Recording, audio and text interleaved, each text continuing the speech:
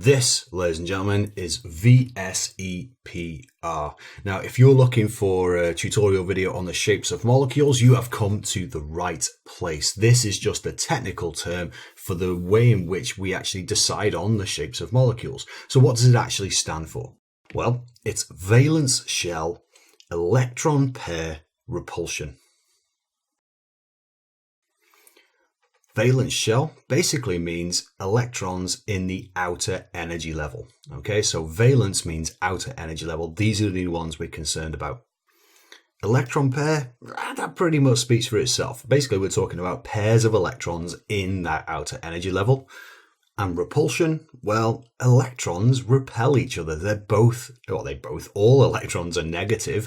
So when you put two negative charges near each other, they're going to repel, they're going to push each other away. So this sentence really describes exactly what's happening. We're talking about electron pairs in the outer energy level that repel each other. And as they repel each other, they dictate the shape of the molecule that we're talking about. And it is molecules that we're talking about.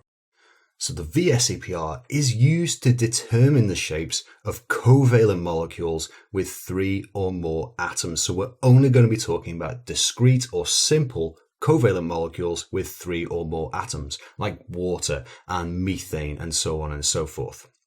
So when I talk about electron pairs, what do I actually mean? Well, there are two types of electron pairs. Well, molecules can contain, firstly, bonding pairs. That speaks for itself. These are electrons that are involved in bonding. As we know, a covalent bond contains one pair of electrons. But around the central atom, when we do have central atoms, there can be what we call lone pairs. These lone pairs are there, they exist in that valence energy level of that central atom, but they're not bonded to anything. They're just hanging around. So they're lone, they're on their own. Okay.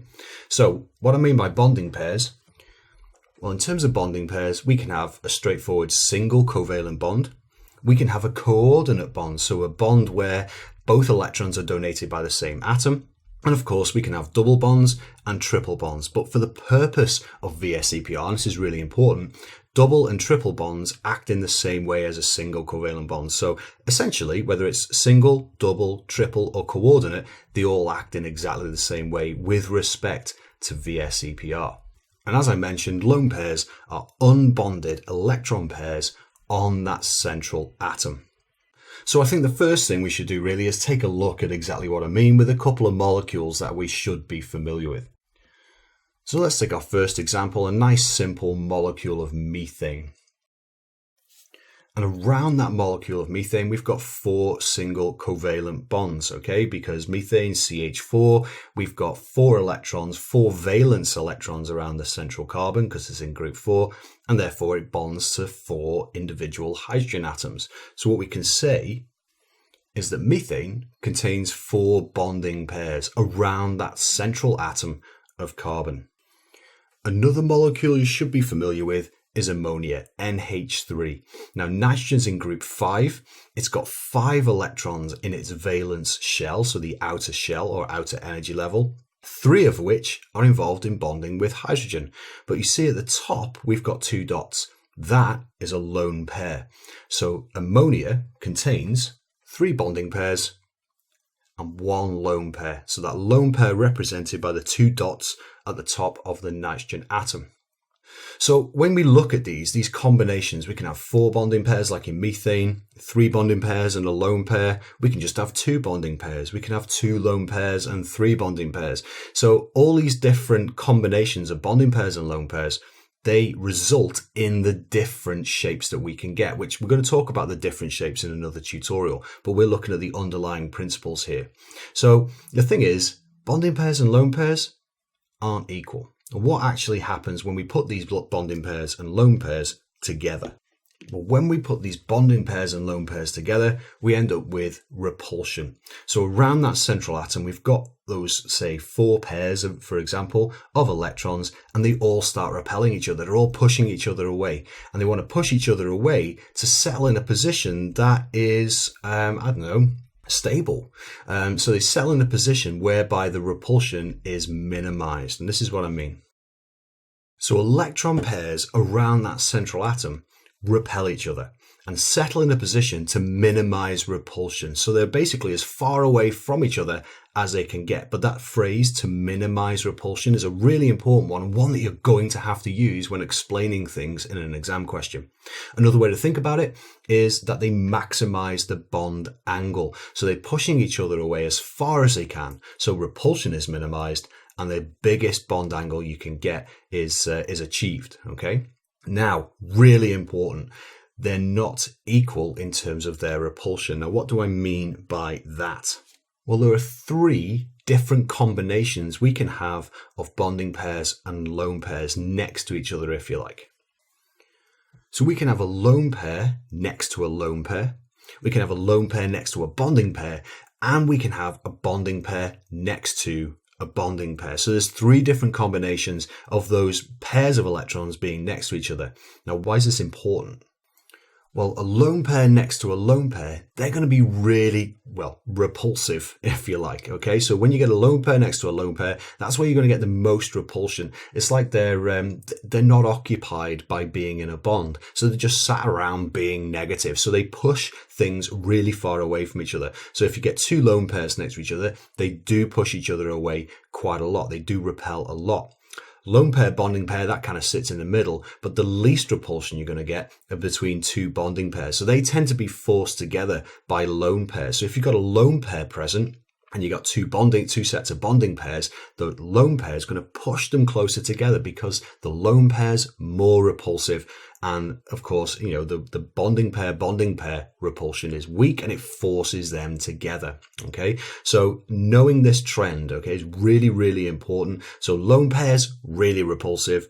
Bonding pairs, well, they do repel, but they're not as repulsive as lone pairs. Okay, so we're going to take a look at that, and it's really important to visualize it. There's a video below this with a little kind of animation demo, if you like, that I put the link for you guys to have a look at as well, so you can have a play around with it.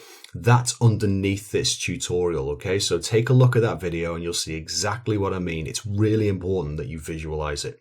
But before you do, really importantly as well, we need to be able to draw the 3-dimensional structure of these molecules. And there's some simple rules or methods that you need to be able to follow in order to do so. So of course, we don't live in a 2-dimensional world. These molecules do actually exist in 3 dimensions, okay? So we need a method to show the 3-dimensional nature of these molecules.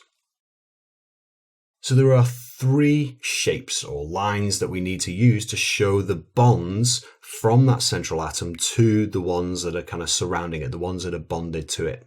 We've got a flat line, we've got a triangle, and we've got this funny kind of, striped triangle that we've got here as well. And they represent different things. So a flat line, just like we've drawn in the diagrams above, basically means that that bond is flat to the paper. If we draw a solid triangle, then that means that bond is coming out of the paper towards you. And if we draw that funny little stripy triangle, that means that bond is going into the paper, i.e. away from you. So it's a method of, in 2 dimensions, showing the 3-dimensional structure of that molecule. So for example, if I take that central carbon from methane above, the one above is 2-dimensional. It's got 4 flat lines to it. Now that's not actually the real shape of methane. It's not 2-dimensional. It's not flat to the page. What we have is, if we were to draw it, we've got a flat line going up. That's flat to the page.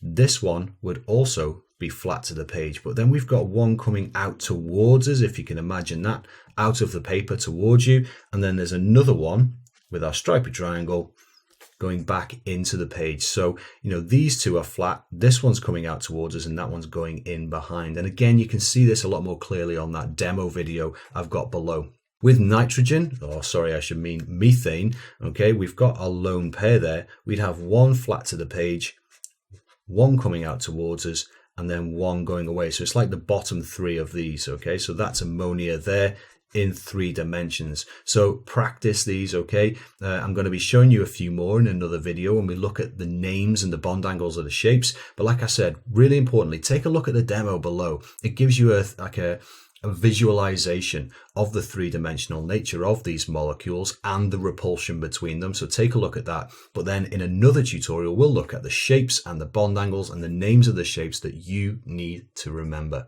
So in terms of valence shell electron pair repulsion, okay, understand the fundamentals behind it. We've got pairs of electrons, they repel each other.